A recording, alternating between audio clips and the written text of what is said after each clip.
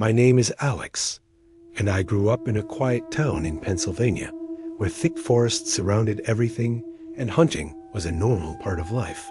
So normal that schools would even close on the first day of rifle season because most people, including teachers and students, would be out in the woods, and I learned how to hunt from my dad when I was around 12, which meant by the time I reached my early 20s, I was already very comfortable being alone deep in the forest for long hours. And this story happened in November of 2021 during the late archery season when there was a thin layer of snow on the ground, not too deep, but enough to clearly show footprints and movement, and I had permission to hunt on a large piece of private land that had dense woods, a small open clearing, a narrow trail, and an old abandoned hunting cabin far inside that I had seen before but never explored.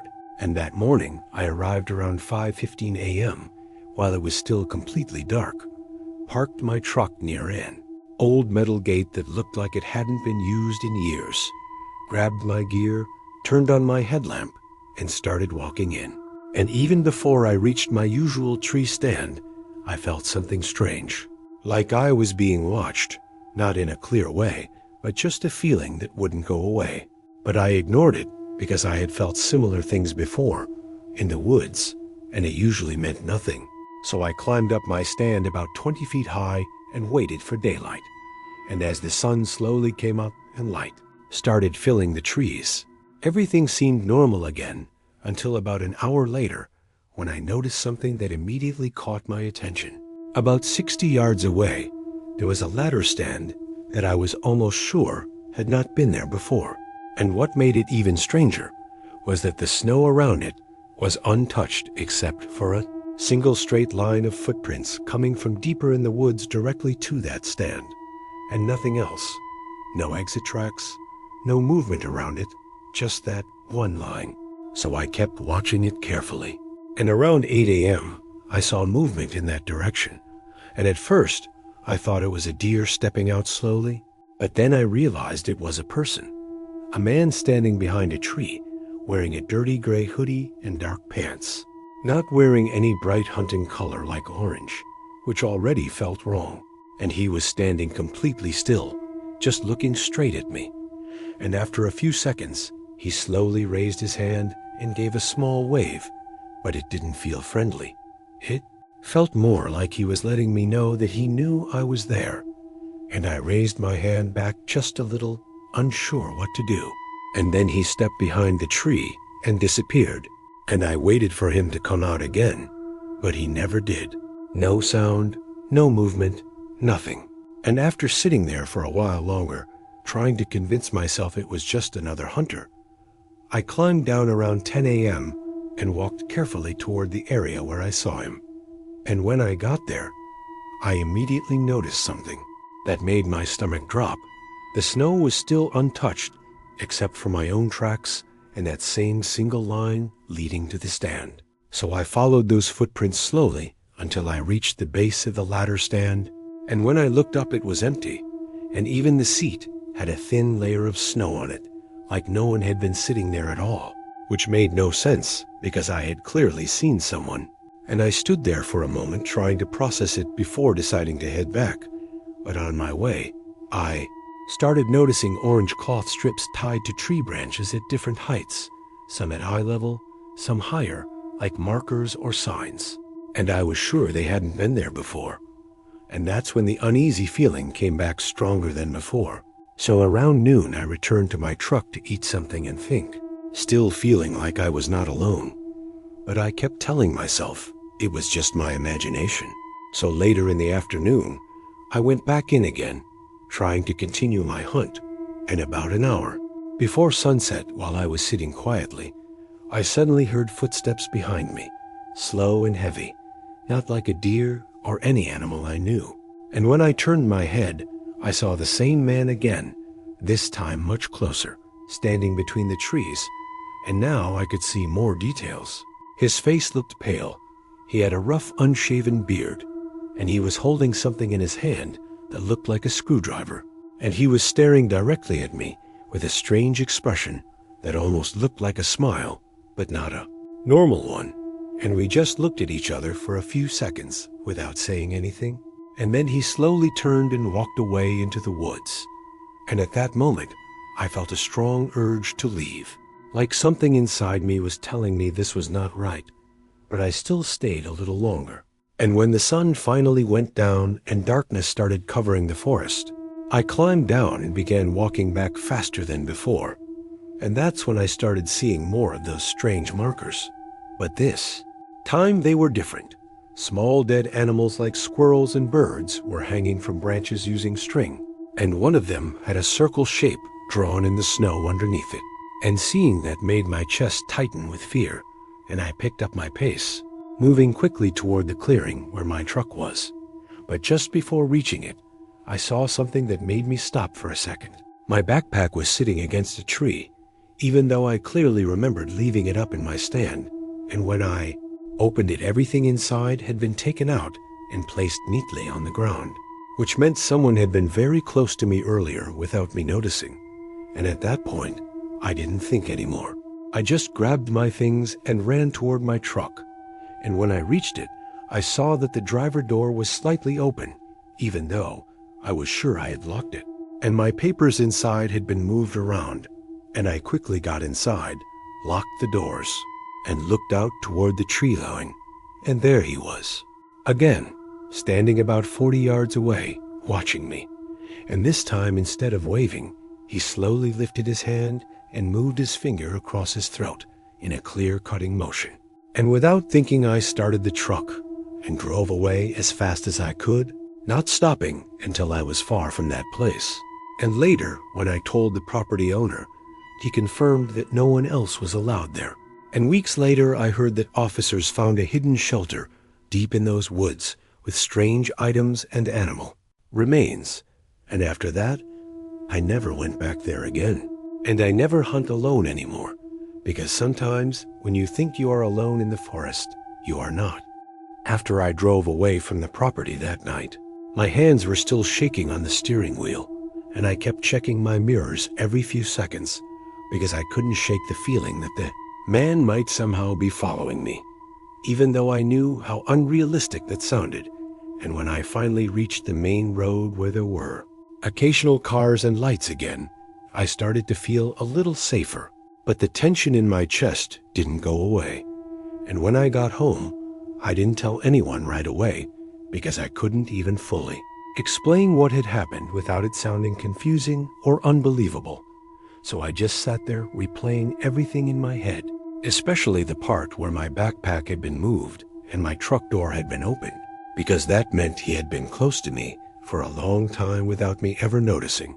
And that thought bothered me more than anything else. And later the next day, I contacted the property owner and explained everything in detail, from the unknown ladder stand to the strange man and the markers in the trees. And he immediately sounded concerned because he told me very clearly that no one else had permission to be on that land. And he even said he hadn't seen or placed any new stands there himself, which made the situation even more serious. So he reported it, and after some time I heard that local officers went out to check the deeper parts of the woods, and what they found only made things worse, because they discovered a hidden shelter far inside the forest, built in a way that it couldn't be easily seen unless you knew exactly where to look. And around that area, there were different items scattered, including pieces of clothing, tools, and remains of animals that looked like they had been there for a while. And some of those items didn't belong to anyone nearby, which suggested that whoever was living there had been staying hidden for a long time. And when I heard that, everything from that day started making more sense in a disturbing way. The markers, the single line of tracks, the way he appeared and disappeared without a sound, and especially how calm he seemed while watching me, like I was the one who didn't belong there. And after that, I made a decision that I still follow to this day. I never go hunting alone anymore, no matter how familiar the place is or how confident I feel, because that experience changed something in me. It made me realize that the woods are not always empty just because they look quiet. And sometimes there are things or people out there that you don't understand, that move differently, think differently, and watch without being seen. And even now, whenever I'm in a quiet forest and I feel that same strange silence or that slight sense of being watched, I remember that day clearly. The snow, the tracks, the man behind, the tree, and that final gesture he made before I left. And it reminds me that some places hold things you are not meant to come close to. And sometimes the smartest thing you can do is leave before you find out more than you should. My name is Ethan, and this happened years ago when I was still young and living in a small town in East Texas near a place called Crockett, where thick woods stretched for miles, and hunting was something my family did every season, especially with my grandfather, who was the one that taught me how to track, stay quiet, and respect the forest. So one cold early morning during deer season when I was around 13, he woke me up before sunrise, and we got into his old pickup truck and drove deep into a wooded area far from the main road, a place he had gone to many times before. And as we drove further in, the trees became taller and closer together, and the light from the sky barely reached the ground. And when we finally parked near a narrow dirt path, the air felt colder and heavier than usual. But at that age, I didn't question it much. I was just excited to be out there with him. So we grabbed our gear and quietly walked to a small clearing where we planned to sit and wait. And at first, everything felt normal as we settled down, watching the trees and listening to the light wind moving through the branches. And for a while, there was nothing unusual, just the calm quiet that you expect in the woods. But after some time passed, I started to feel uneasy, like something was off. Not something I could see, but something I could feel. Like we were not alone, even though there was no clear sign of anyone else. And I kept shifting my eyes around the trees, trying to catch any movement. And that's when I noticed my grandfather acting differently. He was very still, more focused than usual, his eyes fixed on a direction deeper in the woods.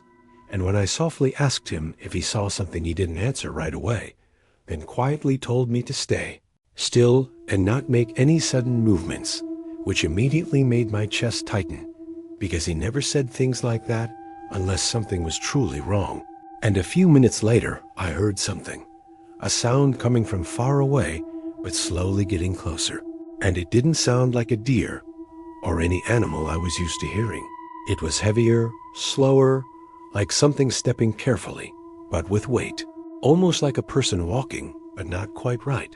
And each step had a slight drag to it, like something was off in the way it moved. And as the sound came closer, my heart started beating faster, and I could feel the tension building in the air around us. And then suddenly, the sound stopped completely, and at the same time, the entire forest went silent. No wind, no leaves, no birds, nothing at all. Just a deep, unnatural silence that felt wrong in a way I couldn't explain. Like everything around us had paused at once, and that silence was worse than the sound itself. And then I saw it, just for a moment, a shape between the trees, tall and thin, standing still, but not fully visible, like it was just outside clear sight. And every time I tried to focus on it directly, it felt like it shifted slightly, always staying just out of full view. And I remember blinking a few times, trying to make sense of what I was seeing, but it never became clear. And beside me, my grandfather slowly lifted his rifle, but he didn't shoot. And that alone scared me, because he was always confident in what he was aiming at, but this time he hesitated, like he wasn't sure what he was looking at. And then we heard a sound that I still remember clearly, something like a low whisper mixed with a deep, rough growl. Not human, not animal, something in between. And it sent a cold feeling through my whole body. And I could tell my grandfather felt it too, because he leaned closer to me and quietly said we were leaving right now. No waiting, no more watching, just go. And we slowly stood up and began walking back, the way we came, trying to stay calm and quiet, but moving faster than before. And as we walked, I felt something behind us, not touching us, but there, following, matching our pace, stopping when we stopped, moving when we moved. And at one point, I slightly turned my head just enough to look without fully facing it, and I saw that same shape again between the trees, taller than a normal person, standing still and watching us, and I quickly looked forward again because I didn't want it to know. I had seen it, and when we finally reached the truck, my grandfather told me to get in quickly and lock the door, and as soon as we were both inside, he started the engine and drove away without saying anything, not even looking back, and we kept driving until we were far out of that area. And for a long time, neither of us spoke, the silence inside the truck almost as heavy as the one we felt in the woods. And when I finally asked him what that thing was, he didn't give me a clear answer. He just shook his head slowly and said that sometimes there are things in the forest that you don't try to understand. You don't go closer, you don't wait, you just leave. And after that day, we never returned to that spot again, even though he had hunted there many times before. And as I got older, I understood that what scared him wasn't just what we saw, but the way it moved, the way it stayed hidden while still being there. And that feeling of being watched without ever fully seeing what was watching you. And even now, years later, I can still remember that silence and that shape that refused to step into the light. And it reminds me that not everything in the woods follows the rules we think we understand. So we got back in the car fast and followed the truck like he told us. I stayed right behind him and did not let any space grow between us. The road was still wet and dark, but slowly the rain started to get lighter. The sky was turning a little gray, which meant morning was coming. No one talked much. Sam kept whispering prayers under his breath. Brian was half awake, confused, and Ethan was breathing heavy but calmer than before. I kept my eyes on the truck lights the whole time. I did not want to lose him, not even for a second. After some time, we started to see signs of life again. A few houses, then street lights, then more cars. It felt like we were finally leaving that place behind. When we reached the edge of the town, the truck slowed down and then turned onto another road.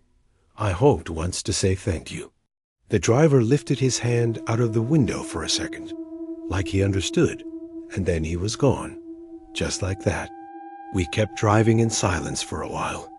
Then Brian looked around and said, "Why are you guys so quiet?" No one answered him. We did not know how to explain what just happened. When we reached our destination and Brian fully woke up, he said he did not remember anything after stepping out earlier. He thought he just came back, sat down, and fell asleep. We did not tell him the truth right away. A few days later, I told him everything when we were alone. He listened without interrupting me.